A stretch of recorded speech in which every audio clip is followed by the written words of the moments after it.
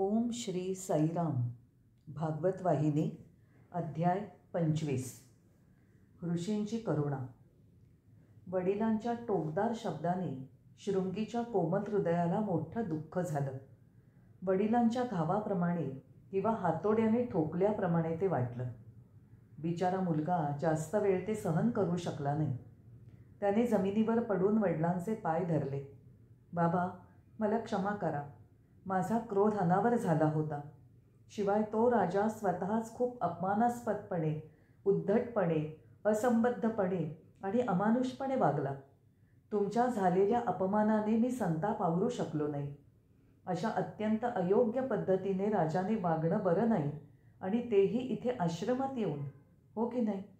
ही स्थिती बघितल्यावर शमीक ऋषींनी मुलाला जवळ बसवलं आणि ते म्हणाले, बाळा, काळाच्या तडाख्यातून कुणाला सुटता येत नाही. त्यामुळे तर्कबुद्धी बाजूला पडते. दैवाचं खेचणं हे तर्कबुद्धीचे लगाम नष्ट करतं. तो क्षण सर्व शक्तीसह आपला प्रभाव दाखवतो आणि माणसाला तो स्वीकारावा लागतो. हा राजा अत्यंत ईश्वरनिष्ठ आणि दृढ भक्त आहे. त्याने आध्यात्मिक तेज प्राप्त केलं आहे. नीतीच्या आचरणामध्ये तो स्थिर आहे. तो सर्व प्रदेशाचा स्वामी आहे. त्याची कीर्ती त्रैलोक्यात पसरली आहे. हजारो राजनिष्ठ लोक त्याची नित्य सेवा करतात. जेव्हा तो राजप्रसादातनं बाहेर पडतो तेव्हा त्याच्यावर दृष्टी खिळवून, हात जोडून त्याची आज्ञा ऐकण्यासाठी लोक थांबलेले असतात. राजाचं समाधान करून त्याची मर्जी प्राप्त करता येईल यासाठी. त्याने दुसऱ्या राज्यात प्रवेश केला तर तेथील राजा त्याचं भव्य स्वागत करतो. त्याचं उत्तम आतिथ्य आणि मानसन्मान करतो. अशा वैभवी दिनक्रमाची सवय असलेल्या राजाला इथे कोणत्याच आतिथ्याचं चिन्ह न दिसल्याने धक्का बसला असणार. त्याची कुणाला ओळखही पटली नाही आणि त्याला आदरही दाखवला नाही. त्याची तहान भागवण्यासाठी त्याला पेलाभर पाणीही मिळालं नाही. हे दुर्लक्ष गंभीर होतं. भूक आणि अपमान यांच्या वेदनांनी तो तुटून गेला असणार, कारण अनेकदा हाका मारूनही त्याला प्रतिसाद मिळाला नाही. त्यामुळे अपमान आणि दुःख सहन न होऊन त्याच्याकडून ती अयोग्य कृती घडली असणार. अर्थात ती चूकच आहे, पण त्या लहानशा चुकीसाठी तू कठोर प्रतिक्रिया दिलीस. ऋषी, तपस्वी यांच्या सर्व समाजाकडे दुरुस्त न करता येणारं नुकसान तू केलंयस. अरे रे, एवढं भयानक संकट ओढवून घेतलंस. त्या वयोवृद्ध तपस्व्याने डोळे मिटले आणि थोडा वेळ ते शांत बसले. रागाची मुक्ती त्या शापापासून होऊ शकेल असा काही उपाय सुचतो का हे ते पाहत होते, पण त्यांना काहीच सुचलं नाही. ईश्वरच सर्व गोष्टी नीट पार पाडू शकेल. तोच सर्व शक्तिमान आणि सर्वज्ञ आहे. त्यांनी मनापासून प्रार्थना केली. सर्व विश्वाच्या आश्रया, या अपरिपक्व आणि बऱ्या वाईटाचं ज्ञान नसणाऱ्या बाळाकडून कोणाचं कर्तव्य अकर्तव्य समजत नसल्याने खूप मोठा अपराध घडलाय. राजाला हानिकारक असा. त्याला क्षमा कर किंवा शिक्षा कर, पण राजाचं कल्याण कर. तपस्व्याने डोळे उघडले. त्यांना दिसलं की काही तपस्वी आणि मुलाचे मित्र सभोवती उभे आहेत. दुःखाने ते त्यांना म्हणाले, माझ्या मुलाने केलेली दुखापत कळली का? जो मानवजातीचा पालक आणि मार्गदर्शक आहे त्याचा अपमान आपण तपस्व्याने करावा हे योग्य नाही. तेव्हा मी तुम्हा सर्वांना विनंती करतो की ईश्वराची प्रार्थना करा. राजाला कोणतीही दुखापत होणार नाही आणि त्याच्या बाबतीत केवळ मंगलकारकच गोष्टी घडतील. शमीक ऋषी सर्वांना असं सांगत असताना समूहातून एक वृद्ध संन्यासी उभा राहिला. तो शांती आणि अनासक्तीचं चित्र होता. तो म्हणाला, महात्मा, आपण त्या राजावर मोठ्या कृपेचा वर्षाव करत आहात.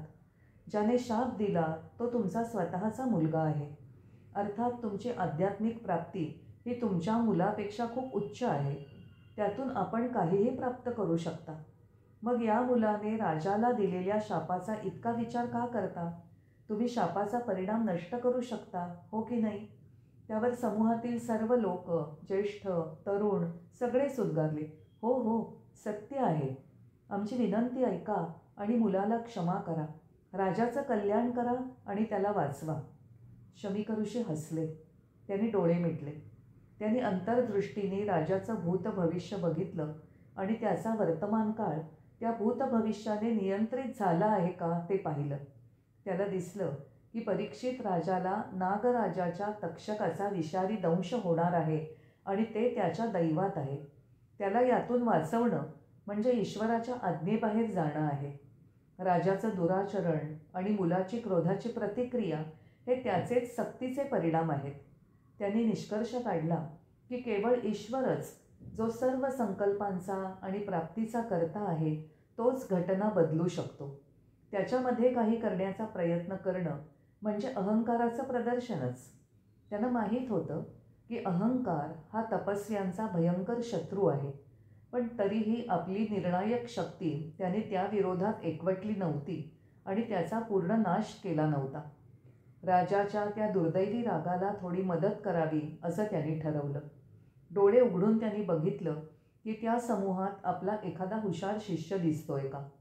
शेवटी त्यांनी एका शिष्याला बोलावलं आणि ते त्याला म्हणाले, तू आत्ता लगेच हस्तिनापूरला जाऊन परत ये.